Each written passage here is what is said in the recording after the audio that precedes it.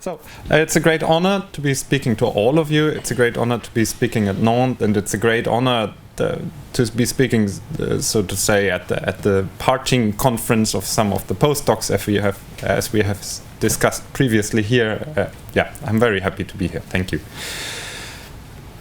So, why choose Islam over Christianity? This question came up frequently for Christians who took to writing treatises against Islam, and they often attributed this to popularity in their eyes to the fact that the Qur'an incorporates well-known figures and scenes from the Bible. So, for example, praising Christ and Mary, and thereby facilitated access to Christians.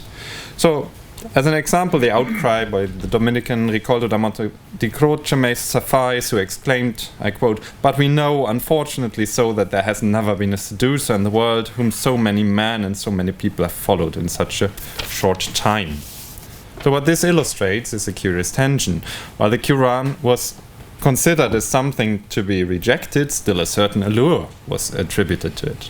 Norman Daniel, in his classical study on Islam in the West, attributed this to the pieces of truth in the Quran that Christians simply could not ignore. Beginning his chapter on the relation between Christianity and Islam theory, such: "It was not possible," I quote, "to simply dismiss Islam as a concoction of errors. It was that, but truth, which could not be ignored, was mixed in with the error."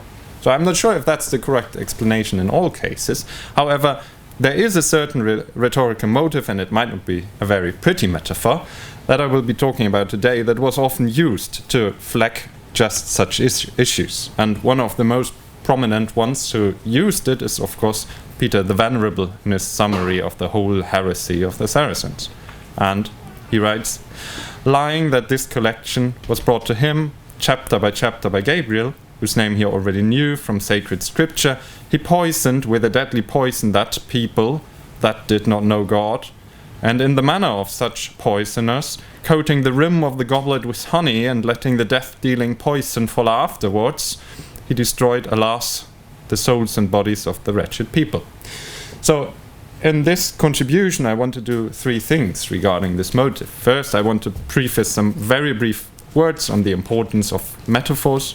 Then I want to expand on the prominence of the honey and poison motive in Christian polemics against Islam, and want to situate it in a broader context of writing, and also ask, is it a widely used metaphor, or were others available? And finally, I will use these limited findings regarding the motive as a case study to ask if there's a way to share our research into sources in a better and perhaps digital way in the future. So that's the roadmap. So I can't offer a theory or anything of metaphors right now, but two assumptions should be fairly obvious. First, metaphors play a vital role in understanding, and they make things easier to grasp, and this is especially important when dealing with the divine that might be beyond the reach of mortal comprehension. That I thank Irene for quoting the passages from Thomas Aquinas, just making this point yesterday. And as such, all texts we are dealing with, Torah, Bible, Qur'an, they are all full of symbolism and metaphors, and I think this is nothing to debate here. The second assumption is that metaphors can be symbolic for whole discourses, up to what Hans Blumenberg called absolute metaphors. And one of his examples is light and enlightenment, of course, in his study, and that they can serve as foundational elements of whole intellectual climates. And both enlightenment, I guess, and the whole shepherd metaphor in Christian context, I think, serve as very good examples of how wide-ranging such importance can be. Anyway, so with this short preface, let's get back to cup, honey, and poison. So, I believe that the metaphor that Peter the Venerable picks here might embody a lot of the Christian polemical discourse, and it has quite some influence. And so just some brief remarks on the formulation. Of course, he's speaking in regards to the poison of body and soul, right? And this should be obvious, because the poison is not deadly in this life. You don't fall dead right away, but it's obviously deadly in the afterlife or in the non-afterlife that you're not getting. So this is why body and soul are important for this metaphor. And then we have two further elements that are important. We have a cup, we are drinking, which obviously is a part of religious practices, but also a metaphor for the ingestion of religious belief. And then we have the question what the honey is. And at first this sounds strangely understated. It basically just names the provenance from Gabriel as sort of the honey on top of the poison. But shortly after, Peter then expresses his outrage and perhaps confusion that the Qur'an highly praises the Old and New Testament, but still rejects them. And he sums it up in the nice rhetorical formula, probando reprobus reprobavit. Like, by approving the, not a nice name, disapproved of it. And then he, as examples of this disapproval, he names Moses and Christ, a pattern that will repeat itself. So just some very brief examples of similar passages, and in some cases not sure if there is a direct influence of Peter the Venerable, but we can find, for example, a similar passage in Jacques de Vitry's Historia Orientalis, where he also makes a similar point. He says, okay, the Quran praises Moses and Christ up to his virtuousness and the virgin birth, and then I quote, however, he affirms, thereby adding the poison of godlessness, that Christ had been a pure man, such as the other prophets have not been gods, but pure man. I don't know if you're wondering about the picture. So some people apparently wanted to open his Jacques de Vitry's reliquary, and they took a skull and gave it to somebody who does models of persons who are dead. So apparently they reconstructed some kind of face, and this is like the hybrid version of it, where you partially see the skull. I was just struck by this and wanted to share it. Anyway, so this is Jacques de Vitry. And then in the, of course, very popular Legenda Aurea by Jacobus de Voragine. It also has a very similar formulation, actually. So it repeats Jacques' assessment that the Muslims agree with the Christians insofar as they believe in just one omnipotent God, the creator of everything. But what is curious here is the additional honey, so to speak, that is suggested. So while it also mentions the praise of Moses and Christ, with Christ being the greatest prophet and born from the Virgin, it adds a specific episode, namely that Christ infused birds made of clay through his breath and thus gave them life. So I quote, but he says in his Al-Quran that Christ, when he was still a child, brought forth birds from muddy earth, but he mixed in venom, as he said that Christ had not truly suffered and had not truly risen, but rather taught that some other man who was similar to him experienced and suffered this. So this is quite curious, because of course this can be found in I think the main source is the apocryphal infancy Gospel of Thomas, but it's interesting that exactly this fact is suggested as the poison, the honey. I'm sorry.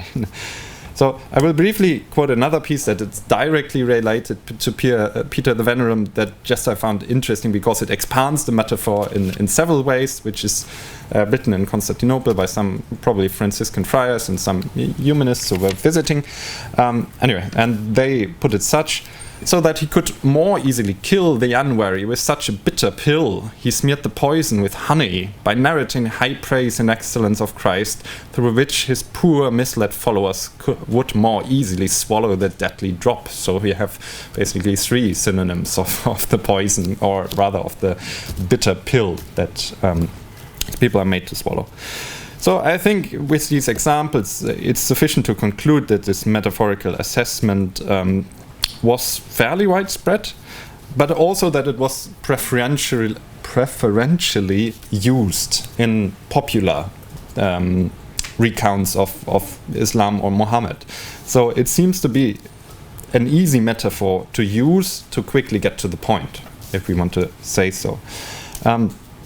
One should also note, of course, that this kind of metaphor firmly belongs to the realm of intra-Christian communication, because it would it might serve as a shorthand to explain to other Christians the badness of the Quran, but in interreligious communication it wouldn't do much, one should assume. So this metaphor of hiding poison with honey was not invented by Peter the Venerable.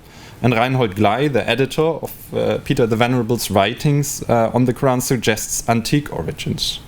So, aside from Plato's Nomoi and Horatius' Satires, he mainly points to Lucretius' De Rerum Natura, who uses the metaphor as a justification of his method to communicate truth through elegant verse.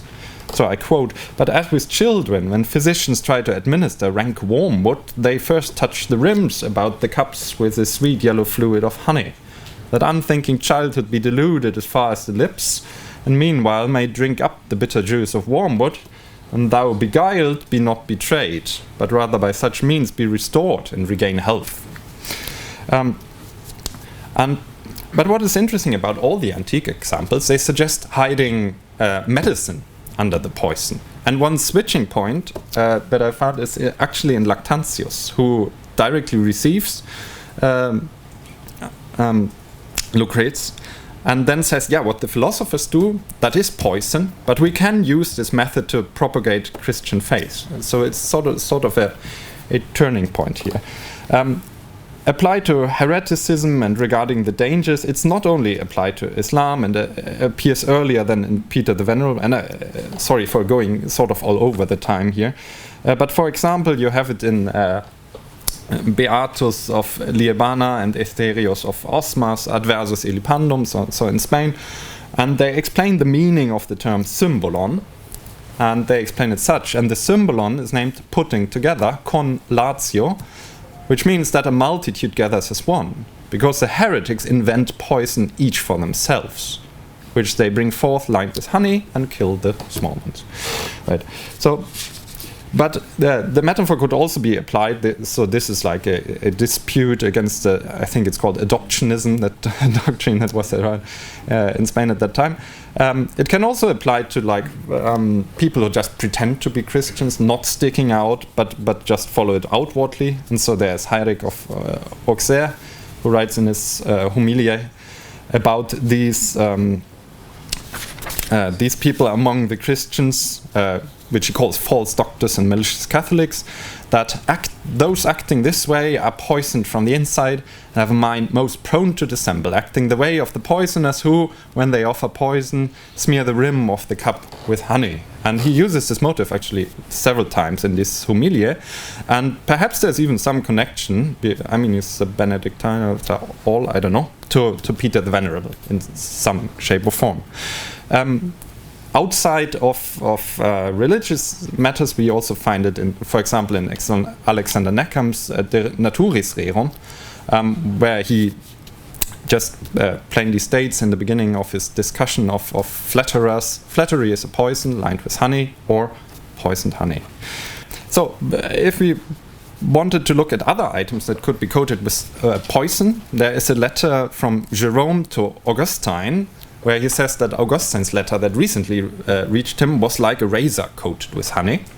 And this image made it into Erasmus's Adagia, who explained, Hieronymus called Erasmus's letter a honey-covered razor for the reason that it equally contains censure, similar to a razor cutting the throat, and flattery with which to hide the severity of the censure. So there can be other dangerous items under honey as well. So from these parallels, more could be added. It can be concluded that Peter the Venerable certainly did not invent this motive of poison hidden under honey. It had been around for a while and applied to heretical, inner Christian moral issues, and that it originally was a metaphor regarding the administration of medicine, at least in the ancient times, and then was turned to warn against fraud and subsequent death. And such, of course, it could be used for easy categorization of the Qur'an, especially in popular works. And if it's truly a fundamental one for at least one strand of the later medieval conception of the Qur'an, I'm not ready to answer yet. But it's at least one possible candidate for such, if we wanted to find candidates. I want to close this metaphorical section with another metaphor that appears later in the reception of the Qur'an in Europe. And it's in Alexander Ross's Caveat, which he puts in the end of the English translation that was done from Durier's French version and which was published in 1649. So, and Ross here writes, if all men were like bees, to suck honey even out of henbane, there might be no danger in reading the Al-Qur'an, but most men are like spiders, suck securely poison even out of the sweetest roses. Therefore, they only may surely and without danger read the Al-Qur'an who are intelligent, judicious, learned, and thoroughly grounded in piety, principles of Christianity. But we ignorant, inconstant, and disaffected minds to the truth must not venture to meddle with this unhallowed peace. And the preface to the Christian Reader in the same volume concludes with a similar phrase, which hopes that, I quote, "poison that hath infected a very great part of the universe may," I quote again, "confirm in the reader the health of Christianity." And this other metaphor of spiders sucking poison and bees sucking honey, of course, has also a history, but in this case, I've mostly found it from the 15th century onwards. So Nicolaus Cusanus uses it, it's in Brandt's Narrenschiff, Erasmus had Konrad Celtis, and then later even Descartes has it in one of his letters.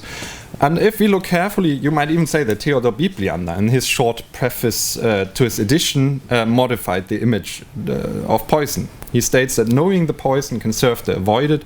It is also profitable if one is already infected to know where the poison came from, what the appropriate antidotes are.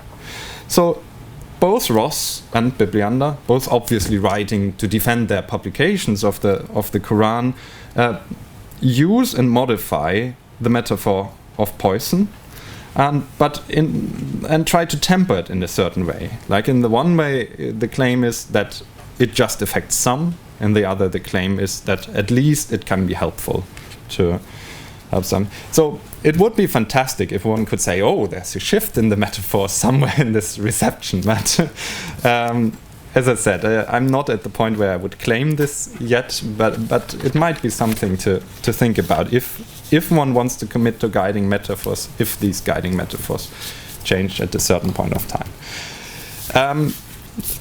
In some famous word, and now for something completely different. Not quite. But I want to use these thoughts, musings, this collection as an example for something. And if you were to claim that these previous examples or that these samples are incomplete and open-ended and probably neglect a whole range of corpus that one could, or corpora that one could explore, then I would fully agree. Like we might look at the Greek tradition or at the vernacular French, where we have experts in the room, and for other times as well.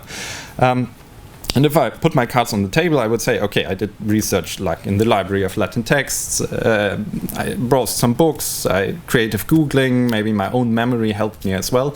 And actually, did you know that at the Internet Archive you can now borrow books? It's fantastic. For those who don't know, it's a great help, especially with older books that have not been digitized, right? So if there's one person in the room who didn't know, I'm very happy. So I see many nods here. Anyway, so my question is, can we record such connections in a better way, and maybe in a digital way?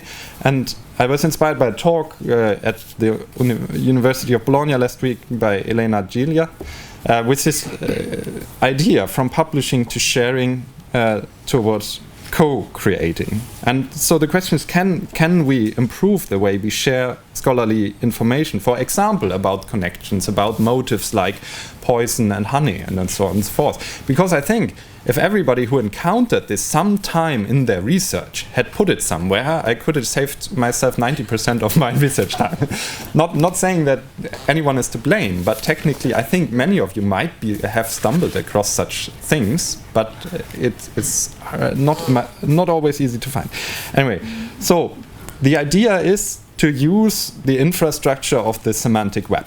And in the semantic web, knowledge is stored in the so-called resource description format, and it's very simple. We have subject, predicate, object sentences. And so in order to store knowledge, we need many of them, right? So, and one example is Ferenc Tóth is chairing session 4B. That's true, right? So, but this statement can be ambiguous, and luckily or unluckily, there are several Ferenc Tóths who have published books in Hungary or in the world. So we need to pick out who exactly this is. So we need links. We need to link the subject and the object to something. And for example, for scholars, there's this virtual international authority file where you can uniquely identify scholars. You can all look up later what your number is. But you also need some kind of standardized language. For example, Valens, we could say, as a researcher, as an institute director or something. Anyway, so we might have several categorizations, and those should be standardized, because else we won't find what we're looking for. So my proposal is essentially an ontology, which is a standardized set of terms to describe scholarly connections. And this is what I want to shortly present in the next time. And this definition of an ontology says it's a shared conceptualization. And that's why it's super important that I talk to you today, because if I make it up, it's not a shared conceptualization, right? It's something that should represent what several think. So this is the whole thing, but we'll go through it bit by bit, and I'll try to make it quick. So my basic idea is, I haven't yet found a better term, if you have it. So I'm calling it connective claims. And that's what we, as scholars, are doing every day, essentially. We are saying things are related with each other, right? And in critical editions, you have a text piece, and then you have a footnote that says, okay, this is related to that. One central assumption that I propose is there is no direct link between two text fragments. There's just the assertion that there is a link. And the obvious advantage of this is that you can have dissensus on it, right? If we were to represent it in a realistic fashion and somebody would disagree, they would have to change around the association, and it would be a total mess, like edit wars on Wikipedia, right? So this is the very basic assumption. Two text fragments are linked by the assertion of a scholar that they belong together. What we have to do next is we have to assign responsibility to this claim, which is not just to condemn somebody, but also to give credit, right? So we have to say who made this claim in what context, and this category attribute assignment is actually an event. So, and I think that's, again, quite correct. Through publishing your work, through this publication, you are making this claim, for example, right? So, but that's the second important part, to know who's responsible for this specific claim. So then we want to specify what kind of claim this is. And for example, you have on the left side, you have textual parallels, like if somebody quotes something, but also if somebody appropriates text from others without marking it. Or you might have topical parallels, right? So the second intention that I'm following is, or the third, is to precisely have a precise typology of what the parallel suggested is. And then, for example, with the metaphors, in some cases we might say, okay, it's very close textually. In some cases we would say, okay, it just uses the same motive without being too closely related. Yeah, I'm about to close.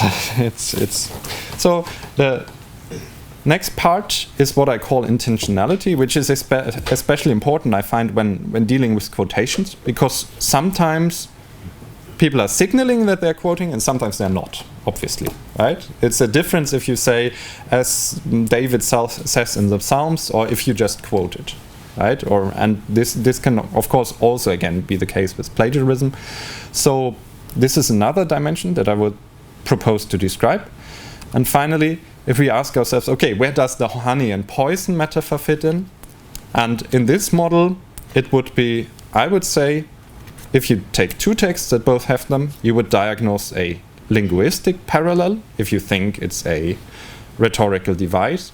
And then you would say this connective claim has a referential context, and this is this large blob, because the word is long, of the honey and poison metaphor.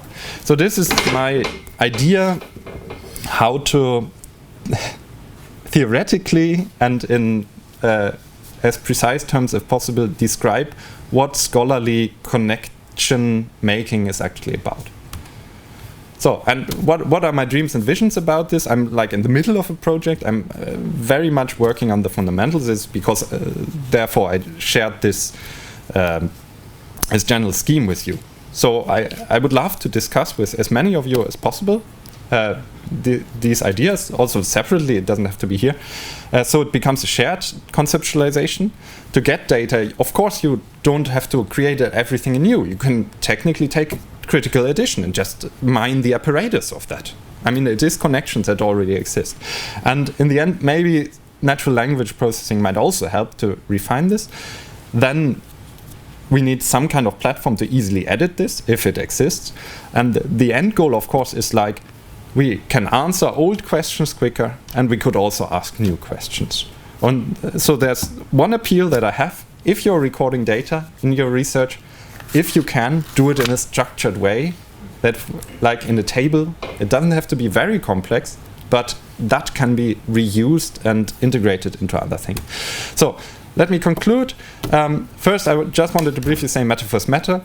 Second, metaphors change, but I can't not say when and how. And finally, can metaphors help us to get from publishing to sharing data? That was the question that I wanted to raise in the end. So I'm 1 minute over my time, and I thank you very much for your patience.